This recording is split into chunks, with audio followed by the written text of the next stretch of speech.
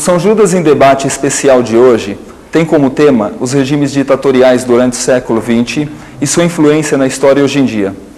Nossa convidada de hoje é a professora da Universidade São Judas, Yolanda Glória Gamboa Munhoz, formada em Filosofia pela Universidade de Chile, com mestrado em Filosofia e Ciências Humanas pela PUC de São Paulo, defendendo doutorado em Ética e Filosofia Política pela USP. Professora, a senhora é chilena? Sou chilena. E viveu na pele alguma espécie de experiência com a ditadura de Pinochet? Sim, necessariamente. Todos os chilenos dessa época, não, nós vivemos, e por a razão pela qual eu vivo aqui, né, no Brasil. Vivemos todos na pele, não havia possibilidade, mesmo se você estava inserido na problemática política ou não, você tinha que se definir a favor ou contra, né, um regime dessa natureza e com essa extrema violência. Então, necessariamente, fez o Chile se dividir em dois grandes blocos, né, a favor ou contra do regime. Sim. Então, claro, eu vivi na pele a experiência, digamos, eu era professora na universidade,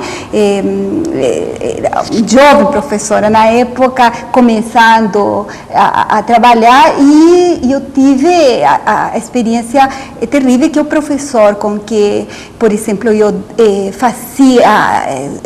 trabalhava em teoria do conhecimento, ele foi preso.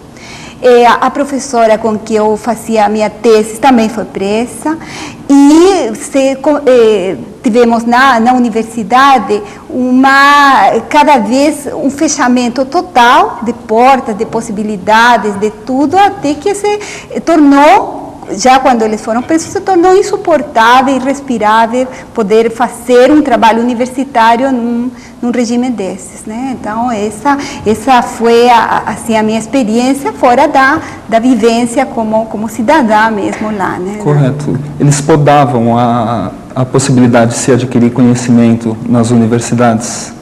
Não necessariamente, mas eles restringiram de uma maneira bem interessante os programas. O que voltava, por exemplo, é uma coisa que eu fico até pensando, que filosofia mesmo com regime militar, ela nunca foi proibida. Ela ficou ainda nos currículos escolares e tudo. Mas o que aconteceu? Filosofia chegava num programa novo até Descartes. Após Descartes, já não se estudava mais filosofia, ou seja, você tinha os clássicos e Descartes. Inclusive, não se estudava Heráclito, porque pelo movimento, por tudo, já se considerava perigoso, alguma coisa que poderia influenciar depois o inimigo deles, né, que seria marxismo e tudo isso. Então, era uma filosofia podada, mas que se conservou. Então, havia um setor que achava interessante colocá-la. Mas o que aconteceu foi a queda da qualidade do ensino, por exemplo, porque o que se levava mesmo eram os professores de outras universidades, perdidos, no sentido de que tinha sido aquele mau aluno, mas que era aquele que apoiava o regime de Pinochet, porque você compreende que deve ter sido muito difícil encontrar partidários do regime nessas circunstâncias. Então, com o pouco âmbito que ficou aí, começou a cair a qualidade. Agora, o mais terrível foi que nós tivemos alunos, colegas de lá desaparecidos, presos, tudo, tá? Eu trabalhava na época também na chamada universidade, se chamava na época Universidade Técnica do Estado, que hoje é a Universidade de Santiago, tá? E nessa universidade a repressão foi terrível, teve alunos desaparecidos, tudo. Isso só para falar do ambiente universitário que, digamos, foi menos atingido. Tudo isso aconteceu, a parte da Universidade do Chile mesmo, aconteceu já nos anos 75, ou seja, quando o regime já levava 2 anos, se continuou de alguma maneira, se interrompeu o ensino durante os 73, mas voltou em 74, e aí foi que se operou a repressão dentro da universidade. Antes não, tá? Professora, a sua opinião sobre a extradição do ditador Pinochet para o Chile, os ingleses, eles agiram bem? Bom, e eu acho que, na verdade, Pinochet passeava pelo mundo sem problema nenhum, né? Antes de que isso acontecesse. Inclusive veio aqui no Brasil, né? Passou por aqui, tudo. E não acontecia absolutamente nada, salvo umas cartas, uns protestos isolados, cartas nos jornais de alguns professores, mas esse fato, o que provocou realmente foi interessante, porque já não era a figura de Pinochet, era a possibilidade de um ditador ser julgado, vamos dizer, pela humanidade. Então, o fato foi uma questão, digamos, que extrapolou aquela primeira detenção de Pinochet. Acho que foi muito mais longe até do que os próprios ingleses pensaram, né? E provocou isso até uma alteração dentro do próprio Chile, porque tampouco havia lá alguma assim, a totalidade das pessoas querendo julgar Pinochet, nem muito menos. Isso não era uma coisa que realmente se pensasse. Inclusive a Gladys Marin, que era uma pessoa que tinha entrado lá no Chile com vários processos contra Pinochet, era olhada meio como uma pessoa louca que fazia aquelas coisas, mas quando tudo começou a acontecer, isso que foi o ponto de apoio, porque os chilenos começaram a dizer, não, mas nós também temos processo, podem trazê-lo de volta que nós também temos isso aqui no Chile. Mas, na verdade, mudou, eu acho que mudou o comportamento, não só de todo mundo, que começou a saber, as gerações novas, elas não sabiam mesmo o que tinha acontecido no Chile, e eu que dou aula, as pessoas me perguntavam muito, sendo chilenos, alunos, porque era uma coisa que eles acabavam de saber. Eu achei que realmente isso deve ter tido assim, deve ter sido um fato assim, um símbolo de definição das pessoas e de alguma maneira resgatar uma certa memória sobre aqueles fatos que realmente não podem ficar assim impunes, né? Então acho que nesse sentido o fato Pinochet foi importante, talvez extrapolou tudo que as mesmas pessoas que tomara, ele pensara, né, numa primeira oportunidade. E a professora deixou parentes no Chile quando veio para o Brasil? Sim, toda a família. Toda a família ficou por lá. Não, eu tenho constantemente contato com eles, vão no Chile, mas acontece que o regime na época estava tão asfixiante mesmo que era uma maravilha você poder sair, né? Era uma coisa que você não acostumava. Imagine que nós estávamos com toque de recolher na época. Eu lembro que já passando para a Argentina, vindo para cá, quando eram 11 horas, nós ficávamos pensando que já era hora do toque de recolher, porque você internaliza essas condutas, né?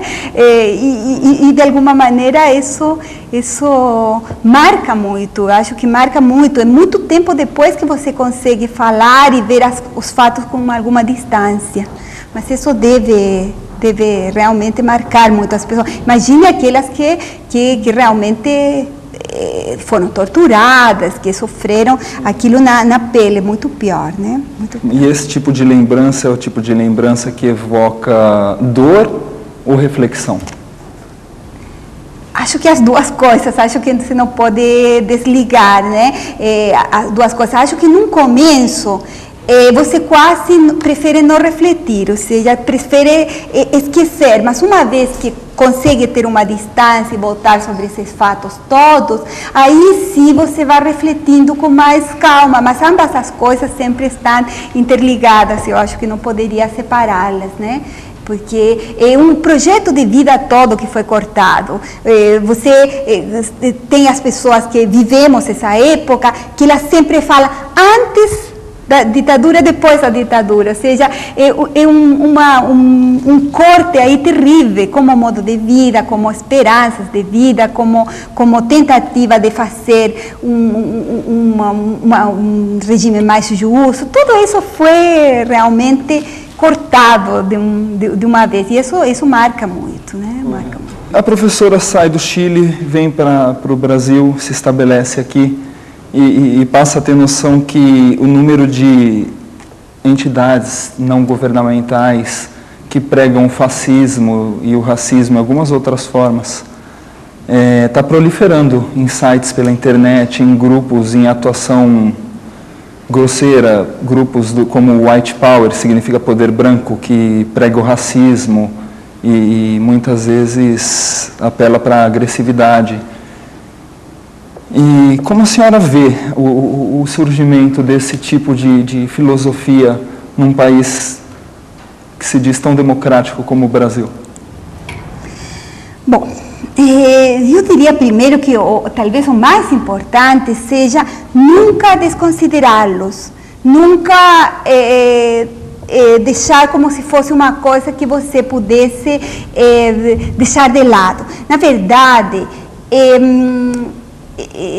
a experiência que dá ter vivido numa ditadura é que aquelas pessoas que você considerava insignificantes, sabe, aquele colega que ficava observando, aquele outro senhor dono de uma pequena fábrica, todas essas pessoas são as que depois viram, quando vem a imposição do regime, grandes personagens que entregam todo mundo, que delatam, que na verdade saem desse mundo. Então, nesse sentido, acho que o mais importante é nunca desconsiderar esses movimentos, ou seja, levá-los a sério, porque eles têm uma força, e você vê que tudo o que estamos falando hoje, o Pinochet tem pelo menos um 30% ainda de pessoas no Chile que o apoiam, né? Se estamos falando. Então, quando eu cheguei aqui no Brasil, foi no ano 76. Ainda era regime de ditadura. Todas as pessoas me diziam que como tínhamos chegado até aqui, se na verdade tínhamos fugido de uma coisa para cair nas braças, não é essa a expressão de você. Mas acontece que era muito leve, do lado da coisa terrível que tínhamos vivido. No Chile, isso daqui era muito leve, tanto que como nós trazíamos uma autorrepressão, se você quer. Eu trabalhei um tempo no Rio de Janeiro, no jornal Opinião. Nessa época, os jornais eram censurados, tudo o que se escrevia ia até Brasília e voltava. Nunca um dos meus artigos foi censurado, porque eu acho que eu já colocava as questões de tal maneira que me autocensurava ou colocava as escondidas, ou seja, trazia internalizado uma experiência em que realmente isso não acontecia. Então, a experiência foi assim, eu fui vendo aos poucos todo esse processo de transição aqui, tudo, mas o que sempre tenho pensado, que o brasileiro, em geral, é muito livre no discurso, mas muitas vezes o preconceito nas ações diárias de todo dia, esse se conserva. Então as pessoas, ninguém se diz quase racista, é muito difícil você encontrar, mas ao mesmo tempo você vê atitudes racistas o tempo todo. Tá? Em alguns setores, claro, você não pode generalizar, mas É um problema quando vejo, por exemplo, aquela maneira despectiva de falar dos nordestinos, por exemplo, que tem muitas pessoas, é como se elas procurassem um inimigo mesmo dentro como se precisassem de um bode expiatório para quem colocar nele aquelas questões que incomodam, problemas de segurança, problemas de todo tipo. Na verdade, você escolhe. E isso é muito perigoso quando você acaba materializando isso em pessoas, né? E, aliás, em povos, assim, em geral, em situações históricas dadas. Isso eu vejo com muito cuidado, mas de nenhum caso com uma maneira que possa ser assim, o fato que nós podemos esquecer e nós caminhamos no outro sentido. Não, acho que tem que ser levado em conta, tem que se pensar, refletir sobre isso, ver as pessoas que pensam dessa maneira, tentar ver por que elas têm essa atitude, porque, claro, entre os neonazismos europeus, por exemplo, e aqui no Brasil há uma diferença enorme, né? Mas é isso que nós temos que tentar ver. Como o Brasil recebeu os exilados da era Pinochet, as pessoas que decidiam vir aqui para o Brasil tentar uma nova oportunidade? Bom, tinha um grupo aqui de chilenos, mas aqui no Brasil, na verdade, veio muito chileno, não tanto fugindo dos problemas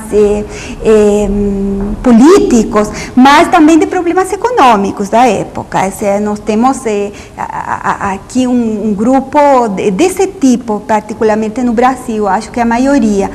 E os chilenos com problemas graves políticos, pelo geral, foram para outros países. Agora, a acolhida dos chilenos aqui no Brasil, em geral, de todos os estrangeiros, sempre foi muito calorosa, tá? Sem problemas. Nós temos um povo que realmente, nesse sentido, eu acho que o Brasil aproveita qualquer contribuição que os estrangeiros possam dar, e ele, na verdade, não se coloca de uma maneira muito cordial com os estrangeiros. Isso todo tem suas exceções, mas me parece que essa atitude é diferente de outros países onde os chilenos realmente foram discriminados. Teve países que eles chamavam de cabeças pretas aos chilenos, imediatamente. Ou seja, países que praticam mesmo a xenofobia, dizem vocês, né? São xenófagos. Países que têm isso e que não aceitam pessoas do terceiro mundo, menos ainda que venham a tentar entrar no campo de trabalho. Hoje, com esse grande problema do desemprego, acho que o problema dos estrangeiros também passa por aí, tá? Há uma certa rejeição pelo estrangeiro, justamente em função dos problemas de desemprego. Tá? Então, todo esse tipo de coisa, digamos que quando, nos anos 76, e tudo que nós chegamos aqui no Brasil, foi muito calorosa. A recepção, e em geral, era para os chilenos. Agora, claro, os chilenos sentem as diferenças, porque eles querem encontrar de novo um país perdido aqui, os costumes são outros, tudo, mas acho que aí a pessoa que vem que tem que se acostumar, ou seja, você não esperar que você modificar um país do jeito que é, mas realmente você se adaptar a isso, né? Você fazer suas concessões ao mesmo tempo. Aí depois, acho que você fica já há tantos anos, depois você fica um pouco de um lado, um pouco de outro, você acaba interiorizando costumes do Brasil sem saber, e quando você vai no seu país, que você percebe realmente que tem comportamentos que são completamente alheios, né? Que não tem cabimento lá e que aqui são julgados certos. Mas isso é bem interessante, isso não deixa de ser uma experiência que amplia, né? Você sai de um mundo onde certas coisas são corretas e outras erradas, e vê essa viagem a outro, né? Que é sempre um outro país, as coisas não são sempre dessa mesma maneira, né? O governo brasileiro, a senhora chegou aqui em 76, em plena ditadura militar, né? Sim. Eu digo, quando me refiro a essa cordialidade, é o povo brasileiro, tá? Eu não digo os militares, nem muito menos. Na verdade, era muito difícil chegar nessa época aqui. Por quê? Porque você passava você tinha que dizer quais são seus últimos 10 endereços no Chile, por exemplo. Eles pediam. Depois você precisava uma papelada, que é aquela que precisa todo estrangeiro, mas com uma diferença. Ela ia para todas as polícias da América do Sul. Ela passava por Chile, por Uruguai, por Argentina na época, por todo esse Cone Sul que estava organizado, né, as polícias entre elas, antes de chegar aqui de volta. Então, tirar documentos, mesmo você não tendo antecedentes de nada, demorava 2 anos, nos quais você não poderia trabalhar, tá? Então, durante 2 anos, você tinha que sobreviver e não poderia trabalhar. E se trabalhava, tinha que esconder que trabalhava. E as pessoas que davam trabalho também tinham que esconder, porque elas poderiam ser prejudicadas por isso. Então, era uma situação, nesse sentido, quase paradoxal, né?